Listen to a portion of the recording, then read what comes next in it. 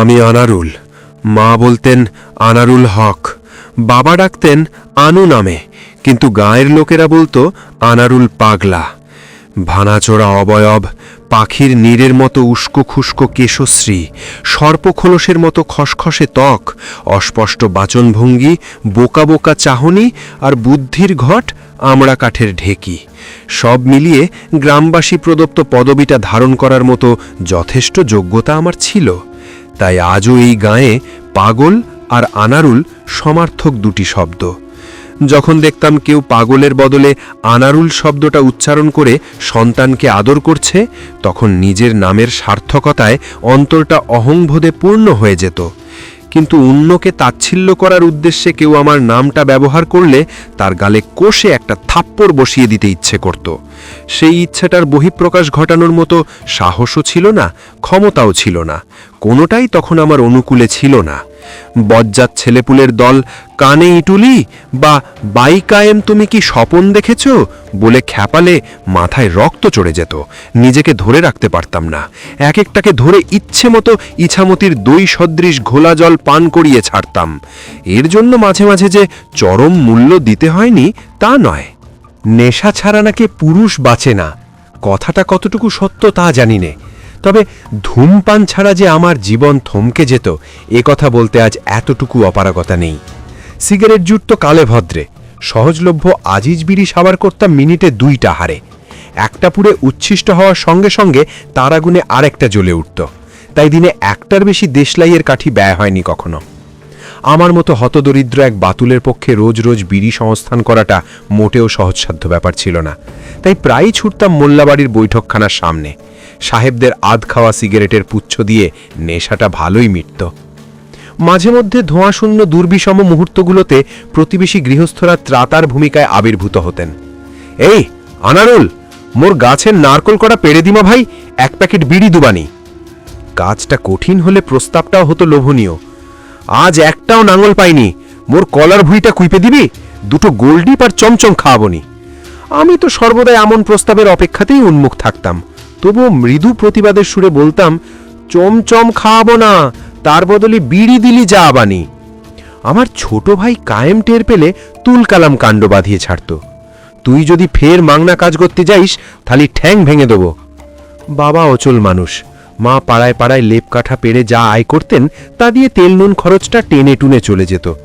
তামাকজাত দ্রব্যটার বিনিময়ে কাজ করিয়ে নেওয়ার সময় আমার কর্মদক্ষতা নিয়ে কারো মাথা ব্যথা না থাকলেও পারিশ্রমিকের প্রসঙ্গ উঠলেই আমি অচল। গৃহস্থকে শত সাধাসাধি করেও কাজ মিলত না। বড় 2 ভাইয়ের আলাদা সংসার, তাই কিশোর ছোট ভাইটার কাঁধে ন্যস্ত ছিল 4 সদস্যের সংসারটা। এমনিতে আমার প্রতি ওর ভালোবাসার কমতি ছিল না, কিন্তু অকর্মা অপবাদ দিয়ে কটাক্ষ করাটা একসময় ওর নৈমিত্তিক অভ্যেসে দাঁড়ায়। পাগল হলেও একটা ন্যূনতম বিবেকবোধ বসত করত আমার বুকের জীর্ণ কুটিরে। ছোট ভাইয়ের কাঁধে বোঝা হয়ে থাকার কষ্টটা অনুতাপের অনল হয়ে এই বাতুল হৃদয়টাকে প্রতিনিয়ত ভস্মীভূত করত। তবু আমি অপারগ।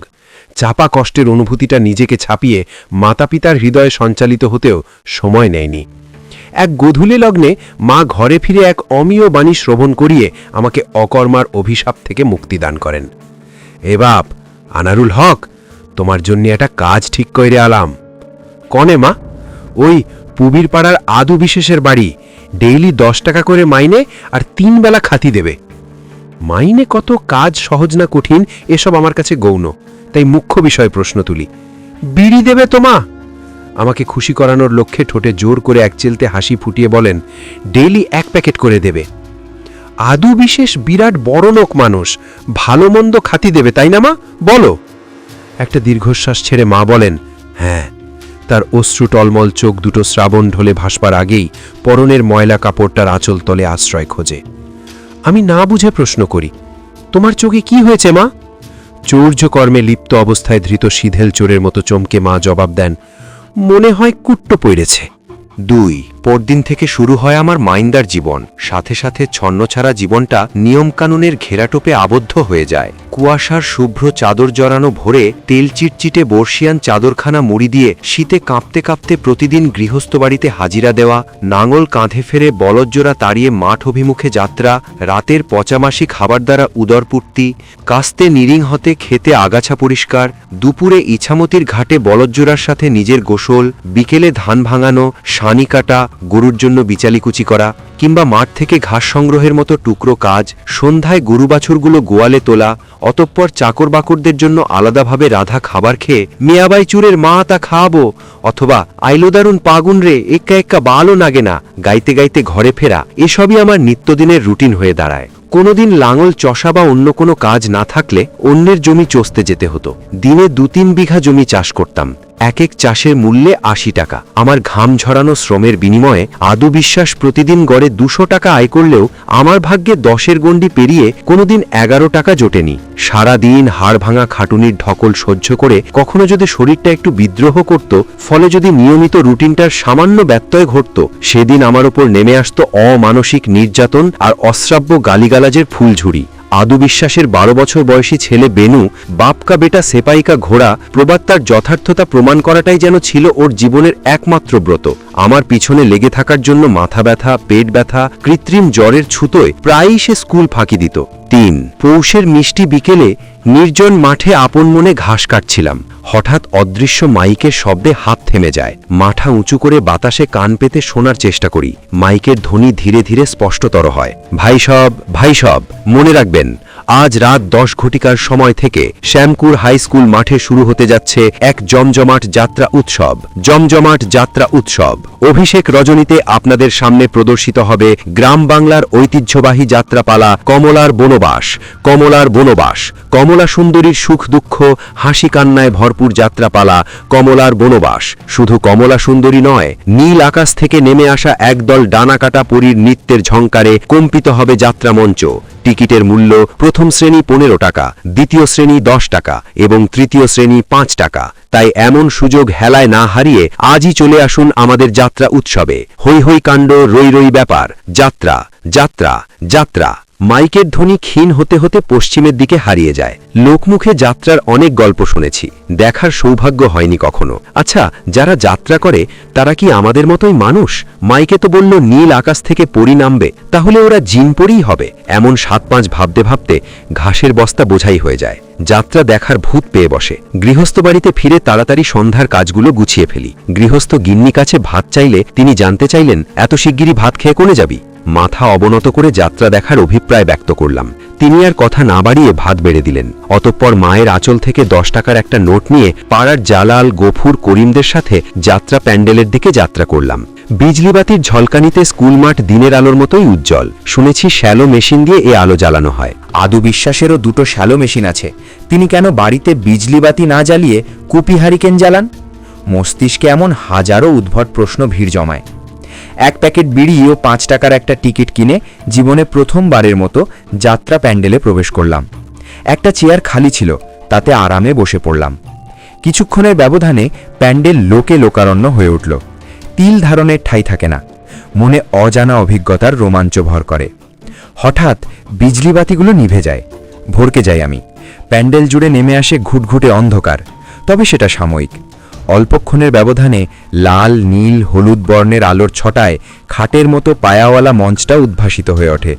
ব্যান্ডের তালে তালে মঞ্চে আগমন ঘটে বাসন্তী রং শাড়ি পরিহিতা একদল তরুণীর। সমবেত কণ্ঠে গান ধরে ওরা, এক নদী রক্ত পেরিয়ে বাংলার আকাশে রক্তিম সূর্য আনলে যারা। এরা সবাই তো মানুষ, জিনপরি কোথায়? একটু পরে ভুল ভাঙে আমার। দর্শকদের মুহুর্মুহু করতালি আর হর্ষধ্বনির মধ্য দিয়ে মঞ্চে আসে বিচিত্র পোশাকের একদল ডানাকাটা পরি। তবে এরা আকাশ থেকে নামেনি, মঞ্চের পিছন থেকে এসেছে। তাদের উদ্বাহু নৃত্যের ঝংকারে শুধু মঞ্চ নয়, কেঁপে ওঠে পুরো যাত্রা প্যান্ডেল। পরীদের নৃত্য শেষ, শুরু হয় মূল যাত্রাপালা। এর মধ্যে একবার টিকিট চেকার ঘুরে গেছে। 5 টাকা দিয়ে টিকিট কেটে কেন চেয়ারে বসেছি তার সদুত্তর প্রদানে ব্যর্থ হওয়ায় আমাকে ঘাড় ধরে মাটিতে বসিয়ে দেওয়া হয়েছে। কমলার পালায় দর্শকরা সম্মোহিত।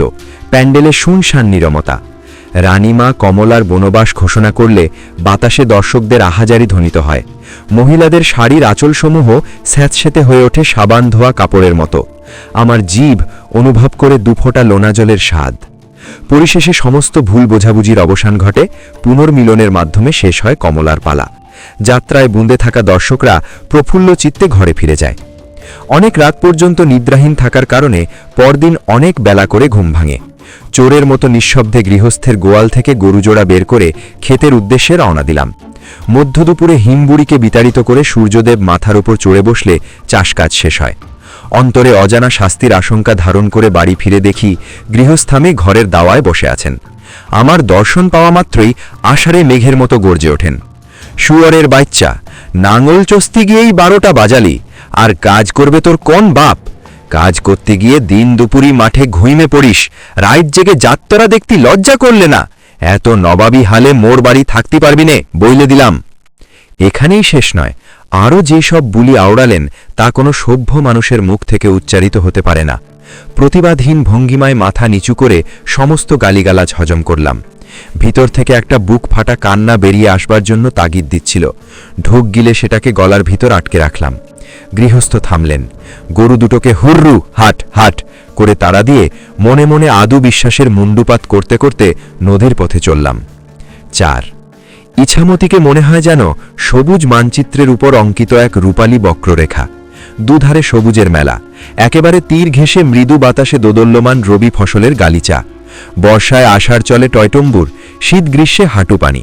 জলকিনারে খোরশুলা মাছের দল খাবি খায়, ধরতে গেলে পালিয়ে যায়।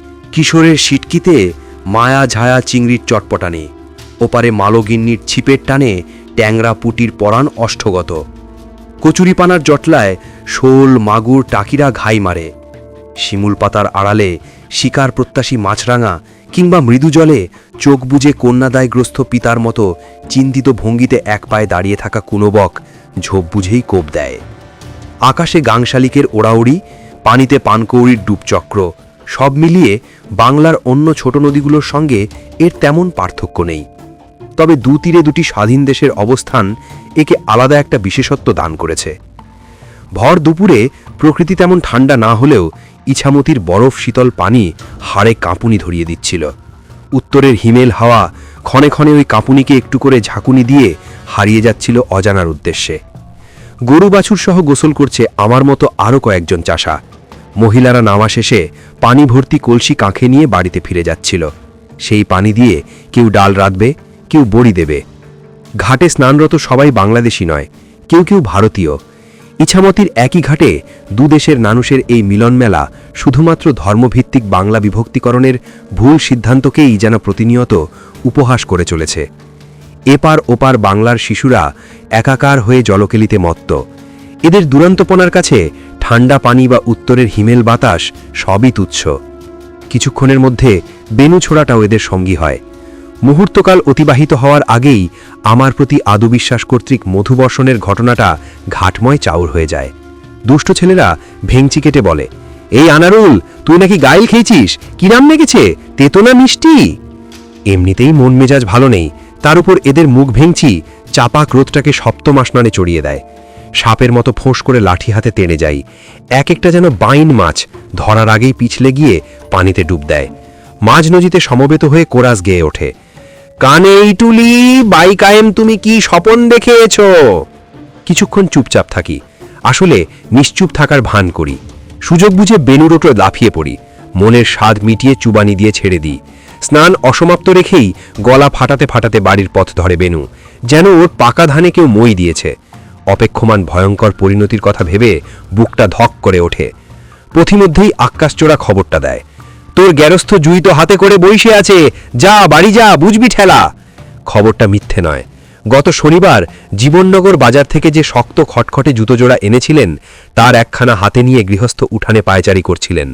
নাগালের মধ্যে আসতেই তিনি আমার চুল খামচে ধরেন। পিঠের ওপর শুরু হয় ধূপধাপ পাদুকা বৃষ্টি। তীব্র যন্ত্রণায় চিৎকার দিয়ে উঠি। পাড়া প্রতিবেশীরা ছুটে আসেন, তবে তারা যাত্রা দর্শকদের মতোই একটু আধটু হাহুতাশ ছাড়া নিশ্চুপ। কাতর কণ্ঠে নিজ কৃতকর্মের জন্য আদু বিশ্বাসের কাছে ক্ষমা ভিক্ষা করি, কিন্তু নিষ্ঠুর মানুষটার মনে এটুকু দয়া হয় না। নির্দয়ভাবে পিটিয়ে চলেন। সারাটা দিন অভুক্ত শরীরটা আঘাতে আঘাতে জর্জরিত হয়ে আদু বিশ্বাসের পায়ের ওপর লুটিয়ে পড়ে। কতক্ষণ পর জ্ঞান ফিরেছিল জানি না। চোখ মেলে দেখলাম আমার মাথা মায়ের কোলে রাখা। পরম মমতায় তিনি আমার চুলে হাত বুলিয়ে দিচ্ছেন। দু গাল বেয়ে নির্গত হচ্ছে অশ্রুধারা। হঠাৎ সচকিত হয়ে উঠে দাঁড়াই। মা, গুয়ালি গরু তোলা হয়নি? মা হতাশ কণ্ঠে বলেন, আদু বিশ্বাস তোমার আর তার বাড়ি রাখবে না। 5 আদু বিশ্বাসের বাড়িতে মাইন্দার জীবন পার করার পর আমার কর্মদক্ষতা নিয়ে আর কারো সংশয় ছিল না। প্রতিদিন জোনে যেতাম। মাঝে মাঝে চোরাচালানের মালামাল বহনের জন্যও ডাক পড়ত। অল্প পরিশ্রমে বেশি পারিশ্রমিক পাওয়া যেত তাতে। তবে ঝুঁকিও কম ছিল না। সর্বদা বিডিআর পুলিশের হাতে গ্রেফতার হওয়ার আশঙ্কায় তটস্থ হয়ে থাকতে হতো। জীবনের প্রয়োজনেই একটা বিয়ে করেছিলাম। আমার ভাঙা ঘরে চাঁদের আলো হয়ে এসেছিল পুতুলের মতো টুকটুকে একটা বউ। বড্ড বেশি ভালোবাসতাম তাকে। সারাদিন কঠোর পরিশ্রমের পর সন্ধ্যায় ঘরে ফিরে যখন ওর মুখটা দেখতাম, ভুলে যেতাম সমস্ত হতাশা ও ক্লান্তি। 3 মাস একসাথে সংসার করেছিলাম। একবার বাপের বাড়িতে নায়র করতে গিয়ে আর ফিরে আসেনি। আসবেই বা কেন? পাগল স্বামীর সাথে সংসার করতে চায় এমন মেয়ে কজন আছে বলুন? 6 চৈতালি পূর্ণিমার রাত। দুবিসহ গরমে ঘরে টেকা দায়। উঠানে বেশ কয়েকটা খেজুর পাতার মাদুর পাতা হয়েছে। একটাতে বাবা ঘুমাচ্ছেন, একটায় মা মেজ ভাইয়ের 2 ছেলে জমির আর সমীরকে রাক্ষসের কেচ্ছা শোনাচ্ছেন। একটাতে আমি, পাশে কায়েম ঘোট ঘোট করে নাক ডাকাচ্ছে। বিশ্রী সে আওয়াজ। আমার চোখে ঘুম আসে না। আকাশের দিকে চেয়ে থাকি। গোল আয়নার মতো পূর্ণ চাঁদ, তা থেকে আলো ঠিকরে বেরুচ্ছে। রাক্ষসের গল্প শেষ। সমীর প্রশ্ন করে, দাদি, চাঁদের গায়ে কালো পানা উডা কি? তাও জানিস নে? ধমকে ওঠে দাদি। ভাল করে দেখ, এটা বট গাছ, তার নিচে এটা গরু বান্ধা। এক বুড়ি সেই গরুডার দুধ দচ্ছে। দক্ষিণা বাতাস ক্লান্ত শরীরটায় প্রশান্তির পরশ বুলিয়ে যায়। ঘুমের দেশে পথ চলি আমি। আনারুল, বাড়ি আছিস? কারো ডাকে বিঘ্ন ঘটে আমার। ঘুম টুটে যায় আমার। সমীর ছড়া কাটছে। একটা তারা, দুটো তারা, ওই তারাডার বউ মরা। কিডা এত রাত্রিরে কিডা ডাকে? মুই তোর খালেক ভাই। ওপাশ থেকে জবাব আসে, কিছু বলবা নাকি ভাই? সামনের রবিবারে সজরের সাথে মোদের মারামারির ডেট পড়েছে, তুই মোদের হয়ে লাগবি? আমার কাঁচুমাচু ভাব দেখে বলেন, তোর সামনে থাকার লাগবে না, পেছন থেকে নাটি জুগান দিবি। না ভাই, মুই মারামারির মধ্যে নেই। শোন, একদিনে জনে গেলি পাইস 25 টাকা। 500 টাকা ইনকাম করতে কতদিন লাগবে হিসেব করে দেখ। মোদের সাথে মারামারি করতে গেলি একদিনেই পাবি 500 টাকা। আমি চুপচাপ থাকি। তিনি আবার বলেন, ভাল করে বুঝে দেখ।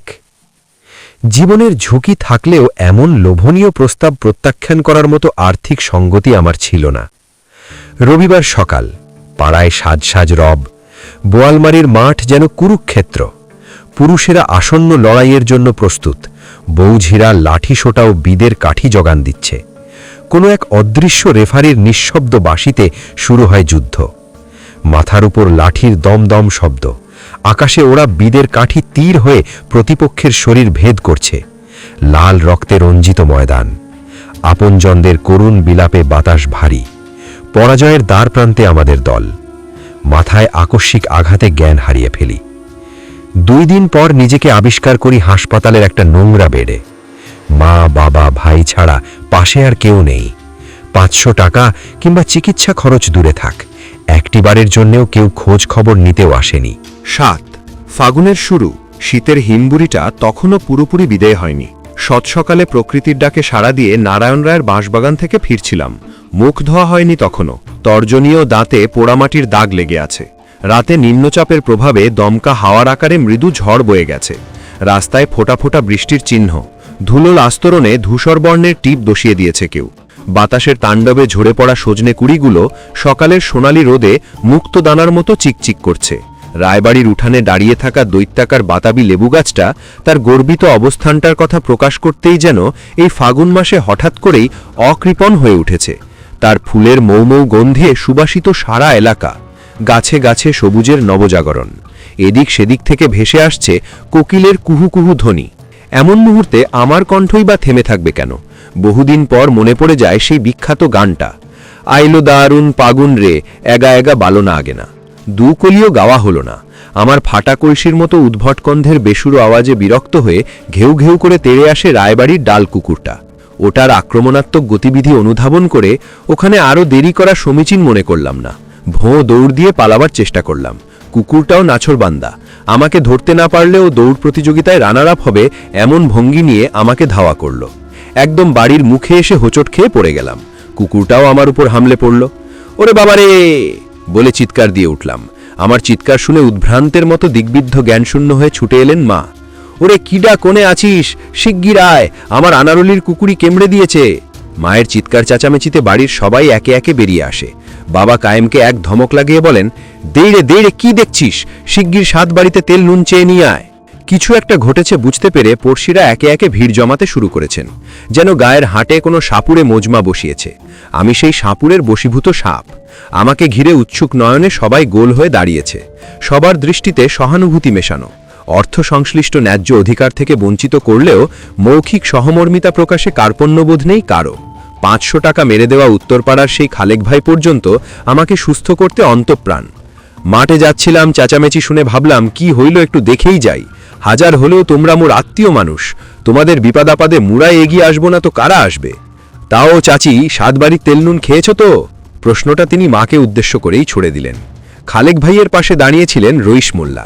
উনি জ্ঞানী মানুষ, তাই একটু গম্ভীর প্রকৃতির, কথা কম বলেন। লেখাপড়া শেখেননি তাই বলে জ্ঞান বুদ্ধিতে কারো চেয়ে কম যান না। ওই ছোট্টকালে ওস্তাদের কাছ থেকে আরবি পড়া শিখে কোরআন তেলাওয়াত করতে শিখেছিলেন। বিভিন্ন পীর ফকিরদের পিছু পিছু ঘুরে ঘুরে গ্রামের অশিক্ষিত অর্ধশিক্ষিত মানুষগুলোর মাঝে ফতোয়াবাজি করার মতো জ্ঞানটুকু অর্জন করতে সক্ষম হয়েছেন। এখন নিজেই মক্তব খুলে কয়েকশো ছাত্রছাত্রীকে আরবি শেখানোর পাশাপাশি ইসলামী জ্ঞানে দীক্ষিত করানোর মতো মহান পেশায় নিয়োজিত আছেন। এতে একদিকে যেমন গুরুদক্ষিণা গ্রহণ করে অর্থনৈতিক নিরাপত্তা অর্জন করেছেন, অন্যদিকে গাঁয়ের লোকের অকুণ্ঠ শ্রদ্ধা আদায় করতেও বেগ পেতে হয়নি। এতক্ষণ চুপচাপ পরিস্থিতি পর্যবেক্ষণ করছিলেন। এবার হয়তো ভাবলেন এদেরকে কিছু সুপরামর্শ দান করা প্রয়োজন, তাই প্রথমবারের মতো মুখ খুললেন। এরে আপনারা সোলেমান কবিরাজের কাছে নিয়ে যান, উনি বড়ই কামেল মানুষ। যদি ক্ষুধার হুকুম হয় তো উনার গুড় পড়া খাওয়ালি কুকুরির বিষ কমনে উধাও হয়ে যাবে। মোল্লার কথায় একজন ছাড়া সবাই এক বাক্যে সমর্থন প্রকাশ করল। রমিত শেখের কলেজ পড়ুয়া ছেলেটা মৃদু প্রতিবাদের সুরে বলে ওঠে, তার চেয়ে বরং উনাকে হাসপাতালে নিয়ে যান, ভালো হয়ে যাবে। নাউজুবিল্লাহ নাউজুবিল্লাহ বলে রইস মোল্লা মুখে এমনভাবে তাচ্ছিল্যের ভঙ্গি আঁকলেন যেন ছেলেটা অত্যন্ত কটু কথা বলে ফেলেছে। শোন বাবা, তোমরা ছেলে পিলে মানুষ, ইসলাম সম্পর্কে কটটুকুই বা জানো? স্কুল কলেজে হিন্দুর বাংলা আর ইহুদি নাচারাদের ইংলিশ পড়ানো হয়। তোমরা তো হাদিস কুরআন সম্পর্কে খুব একটা জানো না। শুনেছি এসব ফ্রি ওষুধগুলো নাকি আমেরিকা থেকে আসে। আস্তাগফিরুল্লাহ আস্তাগফিরুল্লাহ। আল্লাহর উপর বিশ্বাস থাকলে কোনো ডাক্তারের দরকার হয় না, কোনো ওষুধও লাগে না। যাদের ঈমান শক্ত নয় তারাই ডাক্তারের কাছে যায়। ছলেমান কবিরাজ পরহেজগার মানুষ, উনার দুয়া আল্লাহ খুশি হয়ে কবুল কইরে নেয়। এই তো গেল আশ্বিনী, আমার ভাইপোটা সাপে কেমড়েলো, ছলেমান কবিরাজের ঝাড়া নয় তো সেরেলো, কি সারেনি খালেক মিয়া? সম্মতিসূচক মাথা ঝাঁকিয়ে খালেক ভাই বললেন, রহিম চাচার বড় মেয়েটারও খ্যাপা কুকুরি কেমড়ে এলো, কই ওর তো কোনো ডাক্তারি ওষুধ লাগেনি, ছলেমান কবিরাজের গুড় পড়া খেয়েই তো সেরেলো। একজন শক্ত সমর্থককে পাশে পেয়ে দেখে রইস মোল্লার গলাটা আরও চড়া হলো। বুঝলে খালেক মিয়া, ধূর্ত সব নাফরমানিরাই ডাক্তারের কাছে যায়। না, কথাটা মনে হয় ঠিক নয়। আল্লাহ নিজেই ওষুধ ব্যবহারের অনুমতি দিয়েছেন। এমনকি ইসলামের সবচেয়ে ঘৃণ্য বস্তু হিসেবে গণ্য মাদককেও অসুস্থ ব্যক্তির পথ্য হিসেবে ব্যবহার করা জায়েজ আছে। এতক্ষণে আমার কাতরতা এবং রইস মোল্লা ও খালেক ভাইয়ের বাক্যালাপ শ্রবণে দর্শনার্থীরা কেউ ছেলেটাকে ভালো করে খেয়াল করেনি। এবার ওর দিকে সবার দৃষ্টি গেল। পরনে সবুজ আলখাল্লা, সাদা পায়জামা, মাথায় টুপি, সমস্ত দেহে পরিচ্ছন্নতার ছাপ। দেখেই বোঝা যাচ্ছে ছেলেটা মাদ্রাসায় পড়ে। ইতিমধ্যে ছেলেটার কথা শুনে মোল্লাজি 100 বার নাউজুবিল্লাহ আস্তাগফিরুল্লাহ পড়ে ফেলেছেন। খালেক ভাই ছেলেটার দিকে কটমট করে চেয়ে বললেন, এই ছোড়া, তোর বাড়ি কোনে রে? খলিশপুর। কার বাড়ি এইছিস? রফিক ভাইদের বাড়ি। দেখে তো মনে হচ্ছে মাদ্রাসায় পড়িস। এরাম নাফরমানি কথা কন থেকে শিখেছিস? দুপাতা বিদ্বেষীকে নিজেরে বড় পণ্ডিত ভাবিস, তাই না? ভিন গায়ের ছেলে বইলে মুন্নাজির মুখোমুখি তক্ক করতে পারলি। জানিস এই গায়ের সবাই উনার কত সম্মান দেয়? ছলেমান কবিরাজের অনেক ক্ষমতা, তিনি তোর সব কথা শুনতে পেয়েছে। দেখিস তোর কোনো না কোনো ক্ষতি হবে। বাদ দাও তো খালেক মিয়া, ওদের আর কি দোষ? আমেরিকা আর ইন্ডিয়া এদেশের স্কুল কলেজের মতো মাদ্রাসাও বিষ ঢুইকে দিয়েছে, সবাই রে বেপথগ্রামী করতে চায়। ছেলে দুটো উলুবনে মুক্ত ছড়িয়েছে, এখানে সুপরামর্শ দান করা অরণ্যে রোদনের সামিল। আরও অপমান সহ্য করার চেয়ে কেটে পড়াই শ্রেয় মনে করল ওরা। আজকালকার ছেলেপিলে বড্ড বেয়াদব, মুরব্বীদের সম্মান দিতে জানে না। ঠিকই বলেছেন মুল্লাজি, ছেলে দুটোর প্রস্থানের পর তামাম শিক্ষার্থী সমাজের দোষ ত্রুটিগুলো ওদের দৃষ্টিগোচর হয়।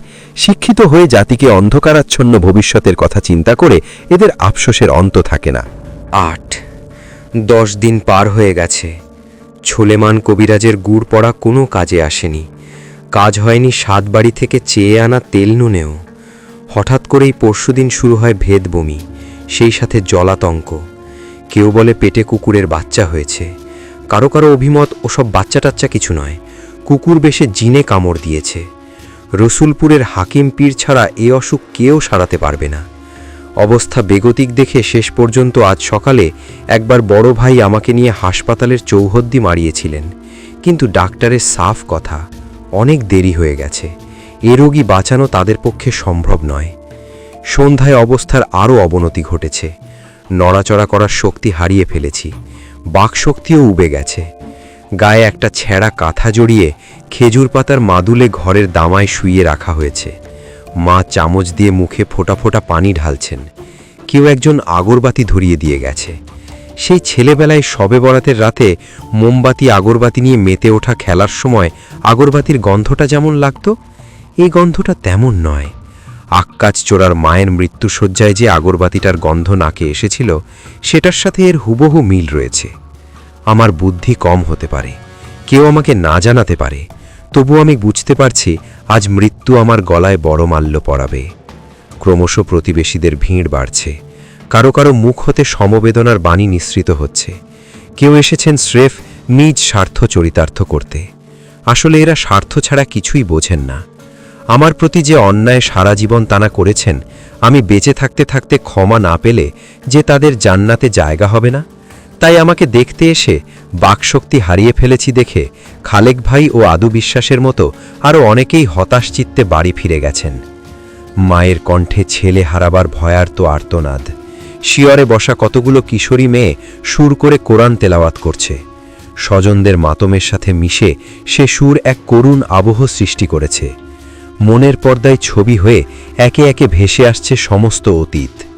সেই শিশুকালে দুদিন না খেয়ে থাকার পর নারায়ণ রায়ের আমবাগানে আম চুরি করতে গিয়ে ভৃত্যের হাতে ধরা পড়ার পর লিকলিকে শরীরে কাঁচা কঞ্চির সপাং সপাং শব্দ স্পষ্ট শুনতে পাচ্ছি। মনে পড়ছে চৈত্রের কাঠফাটা দুপুরে ছোট্ট ছোট্ট ঘাস সর্বস্ব ফসলহীন খেতে চড়ে বেড়ানো বলদের পিঠে ফিঙ্গে রাজার রাজত্ব করার দৃশ্য।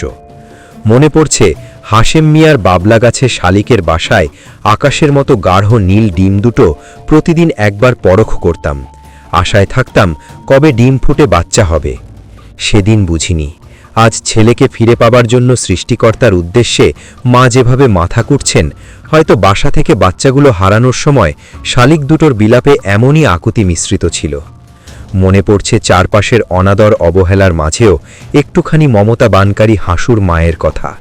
ইচ্ছে করছে এখনই গিয়ে আগের মতো বলি, মাম্মি তোমার বাপ এইয়েছে, তাড়াতাড়ি বাদ দাও।